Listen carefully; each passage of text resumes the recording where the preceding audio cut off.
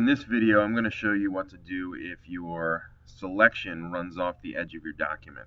I would highly suggest you just find a picture that your vignette selection fits nicely on the document and has enough space from the edge like you see in the dog and the flower image that I just used.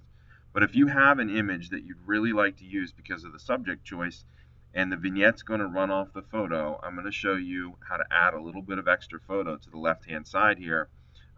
And this works nice because it's a pretty simple background.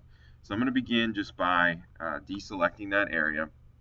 And in this photo, if I look up at my ruler, it's 10 inches wide and about 15 inches tall. So I'm going to go into canvas size here. And for my width, I'm going to change this to, let's say, about 11.5 inches. And I want to add this to the left-hand side. So I'm going to anchor this side. And I'm going to hit OK. So notice it filled it with white. I am now going to go in with my magic wand, set my tolerance way down to 1, and make sure contiguous is selected, and select that area. So it just got the new area that I just made. And now I'm going to try to do an edit fill. So I'll do edit fill, and it's going to be content aware, so it's going to try to analyze the pixels around the edge and fill that area in the photograph. Now, notice it's a little messy right here, but when we do your vignette's going to be fuzzy anyway, so it should look pretty good. So I'm going to do Command D to deselect that. I'm going to go back to my elliptical marquee tool, like I had before, change my width to 5, and my height's going to be 7. So then I'm going to go through and make my selected area, and I'm going to use my arrow keys to center that on the girl.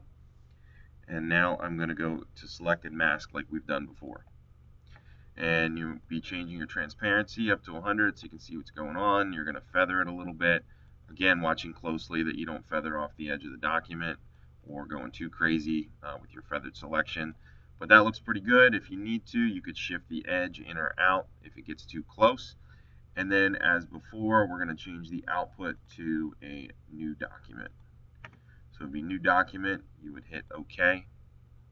And then, as before, we would do Control-click on the layer thumbnail, and we would do an image crop. Now, this was just to show you how to add a little bit extra. If this was your vignette clear background, you'd be finished. If this is your vignette with a color background, follow the second video of the picture with the dog, and that will show you how to add that clear background into your video. That's it. This video is over. All you have to do at this point is to save your document.